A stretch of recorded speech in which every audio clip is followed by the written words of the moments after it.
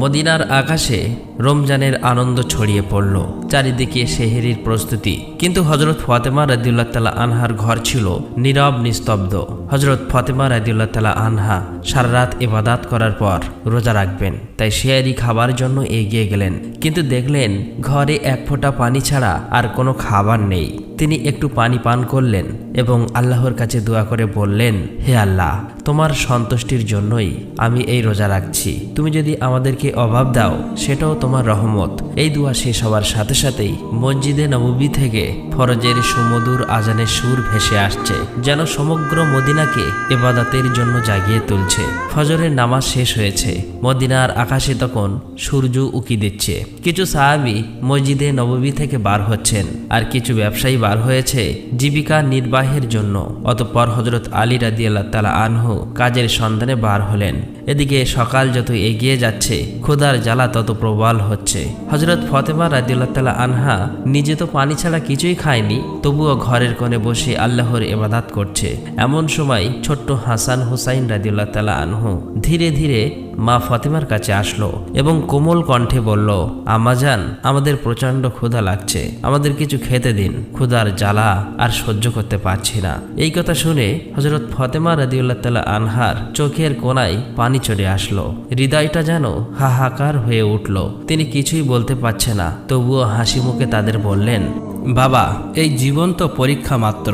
বাবা, একটু অপেক্ষা করো, ইনশাল্লাহ তোমার আব্বাজান কিছু খাবার নিয়ে আসবেন। এটা শুনে শিশু হাসান এবং হুসাইন রাদিয়াল্লাহু তাআলা আনহু আনন্দিত হয়ে সেখান থেকে চলে গেলেন। কিন্তু তিনি নিজেও ইফতারের অপেক্ষায় আছে। তার নিজের প্রচণ্ড ক্ষুধা লাগছে, মাথাটা হালকা ঝিমঝিম করছে।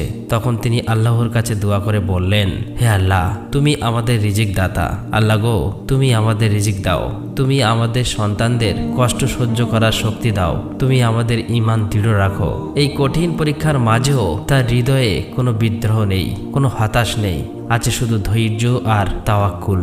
এদিকে হযরত আলী রাদিয়াল্লাহু তাআলা আনহু তখন কাজের সন্ধান পেলেন না। সূর্য ধীরে ধীরে মধ্য আকাশে উঠে এসেছে। উত্তপ্ত রোদ ও গরমের তীব্রতা মদিনার মাটিকে ঝলসে দিচ্ছে। কিন্তু বাড়ির কথা ভাবতেই হযরত আলী রাদিয়াল্লাহু তাআলা আনহুর চোখে পানি চলে আসলো। অবশেষে হযরত আলী রাদিয়াল্লাহু তাআলা আনহু এক সাহাবীর বাড়িতে গেলেন এবং সালাম দিয়ে বললেন, ভাই, আমাদের বাড়ি কোনো খাবার নেই, কোনো কাজের সন্ধান দিতে পারবেন? তখন সাহাবী বলল, ইয়া আলী, আল্লাহর কসম, আমি যদি কিছু পেতাম তাহলে নিশ্চয়ই তোমার জন্য রাখতাম, কিন্তু আমার ঘরেও কয়েকদিন চুলায় আগুন জ্বলেনি, আমিও না খেয়ে আছি। এই কথা শুনে হযরত আলী রাদিয়াল্লাহু তাআলা আনহু স্তব্ধ হয়ে গেল। তখন তিনি সান্ত্বনা দিয়ে বললেন, নিশ্চয়ই আল্লাহ তাআলা কোনো না কোনো ব্যবস্থা করবেন। অতঃপর হযরত আলী রাদিয়াল্লাহু তাআলা আনহু আবারও কাজের সন্ধানে বার হলেন। কিছু দূর যাবার পর মনে মনে ভাবল, শহরের শেষ প্রান্তে একজন ধনী ব্যবসায়ী বাস করে, তার কাছে গেলে কেমন হয়, হয়তোবা কোনো কাজের ব্যবস্থা হতে পারে। এই চিন্তা করে সেই ধনী ব্যবসায়ীর বাড়ির দিকে যেতে লাগলেন। এদিকে হযরত ফাতেমা রাদিয়াল্লাহু তাআলা আনহা দরজায় দাঁড়িয়ে হযরত আলী রাদিয়াল্লাহু তাআলা আনহুর বাড়ি ফেরার অপেক্ষায় করুণ নয়নে চেয়ে আছে। ঠিক তখনই শিশু হাসান ও হুসাইন রাদিয়াল্লাহু তাআলা আনহু ক্ষুধার জ্বালা সহ্য করতে না পেরে তার কাছে এসে কোমল কণ্ঠে ফিসফিস করে বলল, আম্মাজান, আব্বাজান কখন বাড়ি আসবে? এই কথা শুনে হযরত ফাতেমা রাদিয়াল্লাহু তাআলা আনহার বুক ফেটে যেতে লাগলো, চোখের কোণে অশ্রু চিকচিক করতে লাগলো। তবুও তিনি তাদের সান্ত্বনা দিয়ে বললেন, বাবা, একটু ধৈর্য ধরো, নিশ্চয়ই আল্লাহ আমাদের সাহায্য করবেন। অতঃপর হযরত আলী রাদিয়াল্লাহু তাআলা আনহু সেই ধনী ব্যবসায়ীর বাড়ি গিয়ে সালাম দিয়ে বললেন, ভাই, আপনার কাছে কোনো কাজ আছে?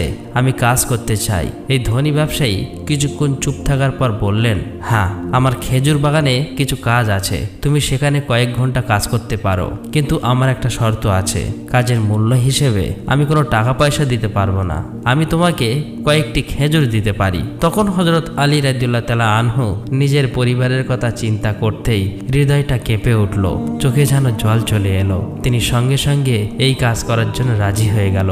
অতঃপর হযরত আলী রাদিয়াল্লাহু তাআলা আনহু খেজুর বাগানে কাজ করতে লাগলো। খেজুর বাগানের মালিকের নির্দেশ অনুযায়ী সমস্ত কাজ একাই শেষ করলেন। এভাবে কয়েক ঘন্টা অক্লান্ত পরিশ্রম করার পর হযরত আলী রাদিয়াল্লাহু তাআলা আনহু ওই ধনী ব্যবসায়ীর কাছে এসে বললেন, আপনার নির্দেশ অনুযায়ী আমি সমস্ত কাজ শেষ করেছি, এবার আমার মূল্য পরিশোধ করুন। তখন ওই ধনী ব্যবসায়ী কতগুলো খেজুর হজরত আলী রাদিয়াল্লাহু তাআলা আনহার হাতে দিলেন। খেজুর পেয়ে হজরত আলী রাদিয়াল্লাহু তাআলা আনহু খুবই খুশি হলেন এবং সাথে সাথেই আল্লাহর কাছে দোয়া করলেন, হে আল্লাহ, তুমি আমার রিজিক দাতা, তুমি যদি পরীক্ষা নিতে চাও আমরা ধৈর্য ধরব, কিন্তু আমাদের ঈমানকে মজবুত রেখো। এই কথা বলার পর অতি দ্রুত বাড়ির দিকে রওনা দিলেন। অতঃপর হজরত আলী রাদিয়াল্লাহু তাআলা আনহু যখন প্রায় বাড়ির কাছাকাছি চলে আসলো, তখন মদিনার আকাশ গাঢ় লালচে রং ধারণ করেছে। সূর্য পশ্চিম দিগন্তে হেলে পড়ছে, চারিদিকে ইফতারের প্রস্তুতি। ঠিক তখনই হজরত আলী রাদিয়াল্লাহু তাআলা আনহু ক্লান্ত শরীরে বাড়িতে প্রবেশ করলেন, আর সাথে সাথেই দূর থেকে মসজিদের নববীর সুমধুর আজানের ধ্বনি ভেসে আসতে লাগলো। কয়েকটি খেজুর ও পানি ছাড়া তাদের ঘরে ইফতারের জন্য আর কিছুই নেই, তবুও সেই ঘর যেন আল্লাহর রহমতে ভরে গেল। সবাই ইফতারের জন্য একসাথে বসলো। হজরত হাসান ও হোসাইন রাদিয়াল্লাহু তাআলা আনহুর 2টি করে খেজুর দিল। হজরত আলী রাদিয়াল্লাহু তাআলা আনহু 2টি খেজুর এবং হজরত ফাতেমা রাদিয়াল্লাহু তাআলা আনহা 2টি খেজুর নিল। ইফতার করবেন ঠিক এমন সময় একজন ভিক্ষুক বাইরে দাঁড়িয়ে আওয়াজ করে বলতে লাগলো, মা, সারাদিন কিছুই খাইনি, ক্ষুধার যন্ত্রণা আর সহ্য করতে পারছি না, দয়া করে আমাকে কিছু খাবার দিন। হজরত ফাতেমা রাদিয়াল্লাহু তাআলা আনহার হৃদয় ছিল কোমল, অন্তর ছিল দয়ার, তাই তিনি নিজের কথা না ভেবেই বললেন, হে আমার প্রাণের স্বামী, ইফতারের খাবারটুকুই ভিক্ষুককে দিন। হজরত আলী রাদিয়াল্লাহু তাআলা আনহা বললেন, হে ফাতেমা, তুমি কি খেয়ে ইফতার করবে? তখন ফাতেমা রাদিয়াল্লাহু তাআলা আনহা বললেন, আমি শুধুমাত্র পানি পান করেই ইফতার করব। হজরত আলী রাদিয়াল্লাহু তাআলা আনহু অবাক হলেন, আর কিছুই বললেন না। সেই খাবারটুকু ভিক্ষুককে দিয়ে দিলেন এবং তিনি দোয়া করলেন, হে আল্লাহ, হে আমার রব, আমাদের এই ত্যাগ তুমি কবুল করে নিও। পরের দিন রোজা রাখার জন্য হজরত ফাতেমা রাদিয়াল্লাহু তাআলা আনহা শুধু পানি পান করলেন। অতঃপর পরের দিন সকালবেলা হজরত আলী রাদিয়াল্লাহু তাআলা আনহু ইফতারের জন্য কিছু আটা সংগ্রহ করে বাড়ি আনলেন। তখন হজরত ফাতেমা রাদিয়াল্লাহু তাআলা আনহা সেই আটা দিয়ে কয়েকটি রুটি বানালেন। এভাবেই সারাদিন যখন অতিক্রম হয়ে ইফতারের সময় চলে আসলো, তখন চারিদিকে ইফতারের প্রস্তুতি, খুশির আমেজ। কিন্তু হজরত ফাতেমা রাদিয়াল্লাহু তাআলা আনহার ঘর নীরব নিস্তব্ধ। তিনিও রোজা রেখেছিলেন, কিন্তু সামান্য কয়েকটা রুটি আর পানি ছাড়া ঘরে আর কিছুই নেই।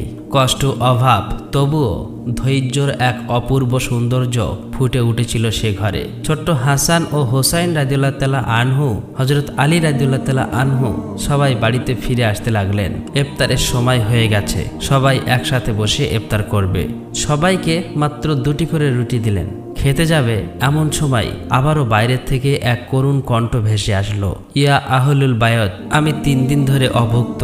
আমি শুনেছি তোমরা আল্লাহর পথে দানশীল, যদি কিছু খাবার থাকে আমাকে দেবে, ক্ষুধার যন্ত্রণা সহ্য করতে পারছি না। হজরত ফাতেমা রাদিয়াল্লাহু তাআলা আনহা ছিলেন অত্যন্ত দানশীল, তাই তিনি হজরত আলী রাদিয়াল্লাহু তাআলা আনহুকে বললেন, হে আমার প্রিয় স্বামী, এই ভিক্ষুককে রুটিগুলো দান করে আসুন। তিনি বললেন, হে ফাতেমা, তুমি খাবে না? হজরত ফাতেমা রাদিয়াল্লাহু তাআলা আনহা বললেন, আমার যদি ক্ষুধা লাগে তবে সেও তো ক্ষুধার কষ্টে কাতরাচ্ছে। আমরা তো দুনিয়ার সুখের জন্য সৃষ্টি হয়নি, আমাদের তো আল্লাহর সন্তুষ্টি অর্জন করাই একমাত্র উদ্দেশ্য। তখন হজরত আলী রাদিয়াল্লাহু তাআলা আনহু দেখলেন মা ফাতেমার হাতে শুধুমাত্র পানি ছাড়া আর কিছুই নেই। তিনি সেই ভিক্ষুককে রুটিগুলো দিয়ে আসলেন। মনে মনে বলতে লাগলেন, হে ফাতেমা, তুমি কি জানো তুমি কেমন পরীক্ষা দিচ্ছ? নিজে না খেয়ে অপরকে খাওয়ালে নিশ্চয়ই আল্লাহ তোমার এই দান কবুল করবে। ঠিক ওই সময় আল্লাহ রাব্বুল আলামিন হজরত জিব্রাইল আলাইহিস সালামকে হুকুম করলেন, জিব্রাইল, তুমি যাও, আমার প্রিয় হাবিব মোহাম্মদের প্রিয় কন্যা ফাতেমা যেভাবে ত্যাগ, ধৈর্য, কঠিন পরীক্ষা দিয়েছে তা অতুলনীয়। নিজে না খেয়ে অপরকে খাবার দিয়েছে, তার ঘরে এখন খাবার নেই, তুমি জান্নাত থেকে তাদের জন্য খাবার নিয়ে যাও। এই হুকুম পাওয়া মাত্রই হজরত জিব্রাইল আলাইহিস সালাম জান্নাত থেকে সুগন্ধি রুটি, খেজুর, মধু নিয়ে হজরত আলী রাদিয়াল্লাহু তাআলা আনহুর বাড়ির দরজার সামনে মানুষ রূপে হাজির হলেন। তখন হজরত ফাতেমা রাদিয়াল্লাহু তাআলা আনহু শুধুমাত্র পানি পান করে আবার আল্লাহর ইবাদতে মগ্ন ছিলেন। ঘরের বাইরে থেকে আবার এক আওয়াজ ভেসে আসলো, হে আহলুল বায়ত। এই কণ্ঠ শুনে হজরত আলী চমকে উঠলেন। তখন হজরত আলী রাদিয়াল্লাহু তাআলা আনহু ঘরের বাইরে বার হয়ে দেখলেন একজন সুপুরুষ হাতে একটি পাত্র নিয়ে দাঁড়িয়ে আছে। তিনি জিজ্ঞেস করলেন, আপনি কে? অপর দিক থেকে উত্তর এলো, আমি আল্লাহর পক্ষ থেকে প্রেরিত একজন দাস। তোমরা যেভাবে তোমাদের ক্ষুধা সহ্য করে অন্যের মুখে খাবার তুলে দিয়েছ, আল্লাহ তোমাদের জন্য জান্নাতের রিজিক পাঠিয়েছেন। এই কথা শোনা মাত্রই হযরত আলী রাদিয়াল্লাহু তাআলা আনহুর অন্তর কেঁপে উঠল, তার চোখে জল ভরে গেল। অতঃপর জিবরাইল আলাইহিস সালাম খাবারগুলি দিয়ে সেখান থেকে বিদায় নিলেন। তখন হযরত আলী রাদিয়াল্লাহু তাআলা আনহু খাবারগুলি নিয়ে ঘরে প্রবেশ করলেন এবং বললেন, হে ফাতিমা, দেখো দেখো দেখো, আমাদের রব কত মহান, আমাদের জন্য জান্নাত থেকে রিজিক পাঠিয়েছেন। এই কথা শুনে হযরত ফাতিমা রাদিয়াল্লাহু তাআলা আনহা ধীরে ধীরে সেখানে এলেন।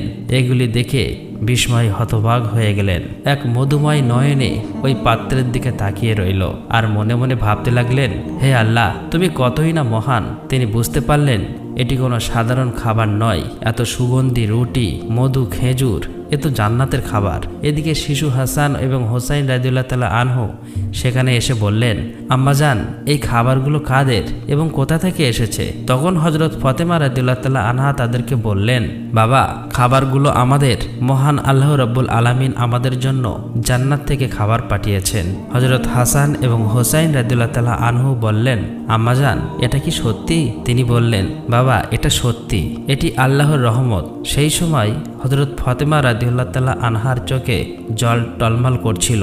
তখন তারা সবাই আল্লাহর শুকরিয়া আদায় করলেন। খাবার মুখে দেওয়ার পরই তাদের চোখ থেকে অশ্রু ঝরে পড়ল। এই খাবার ছিল আল্লাহর ভালোবাসার প্রমাণ। অতঃপর পরের দিন সকাল থেকেই সমগ্র মদিনার অলিতে গলিতে এই খবর প্রকাশ হয়ে গেল যে হযরত ফাতিমা রাদিয়াল্লাহু তাআলা আনহার ঘরে আল্লাহর পক্ষ থেকে জান্নাত থেকে খাবার এসেছে। এমনকি স্বয়ং রাসূল সাল্লাল্লাহু আলাইহি ওয়াসাল্লামও জানতে পারলেন। এই খবরটি পেয়ে অনেকেই অবাক হলেন, অনেকে আনন্দিত হলেন, আবার অনেকের